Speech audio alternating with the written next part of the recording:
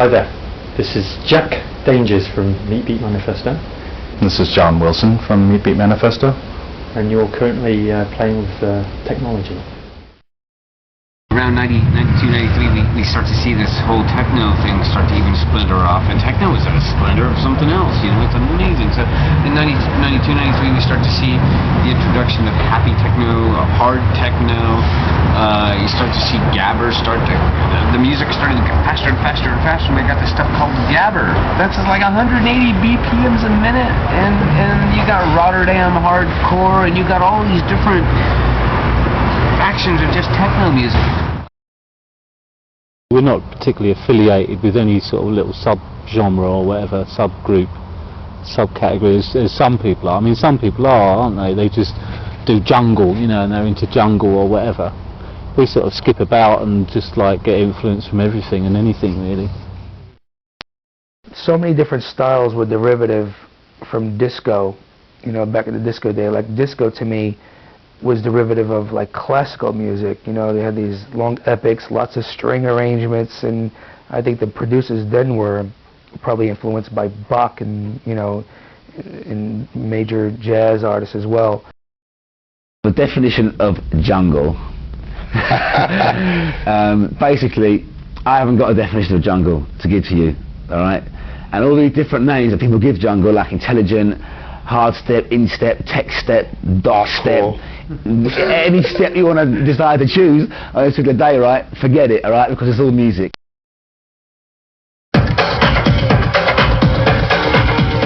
I'm working 2 Chrissy W records. I'm working One More Try.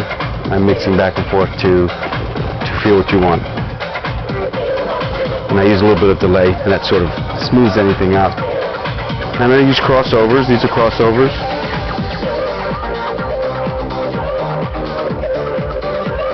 I use a lot of sampling, Akai samplers and so forth. I still use a lot of that, digital effects. I just sort of go back and forth, and that's basically what I do. Larry Levan was the most influential on me as a DJ, and who I think I really learned how to entertain a crowd from, because it wasn't just about putting 2 records together. It was about a feeling and trying to make the people feel what you feel, and a whole unity thing with you and the dance floor. I was never really into or really followed the 4 to the floor, 909, 303 stuff. I was always more into intricate rhythms. And you know, it's like jungle and drum and bass. I'm more into that stuff than I am into techno music, to be honest with you. I think that dance music is becoming very mainstream now, because a lot of people are asking for dance music, dance versions of their songs. I mean, obviously, you know, I've worked with Madonna, Mellencamp, Diana Ross. I mean, Cher. I think that they're looking at, as long as dance music now is being accepted on radio and it's what people are buying and listening to, I guess that they need to go down that road also. It's hard to keep up with the different scenes with the rave and the jungle and techno and trance and ambient and garage and so on. But I mainly focus on my specific sound, which doesn't go too far out of the realm of, you know, a faster dance beat. You know, I don't really play much trip hop or down tempo stuff, but I'm open for, you know, hearing it and possibly being turned on to it. As soon as a genre term, one of these descriptive terms, begins to marginalize a music scene, commercialize a music scene, then the underground will redefine it, and therefore it'll make that term a bit obsolete. Nobody who's making the music wants to see their music and their sound and all of the possibilities within it captured and compartmentalized,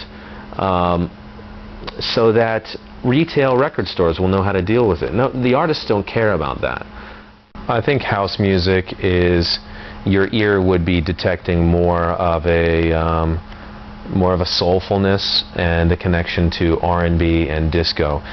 Techno is more of a departure to that because it is a little more you know, industrial and angular and mathematical and minimal, and so one might think, well, that's less soulful, that's less sexy, and I suppose, yeah, I mean, it is in some ways, but it depends on where you're at and what you're looking for in music. The English are very, very good at taking an idea, like an American idea, that might be very specific, and refining it and celebrating it.